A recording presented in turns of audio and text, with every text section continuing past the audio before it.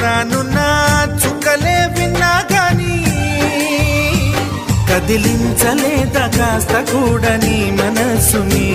పరదాలు దాటి ఒక్కసారి పలకరించవేమి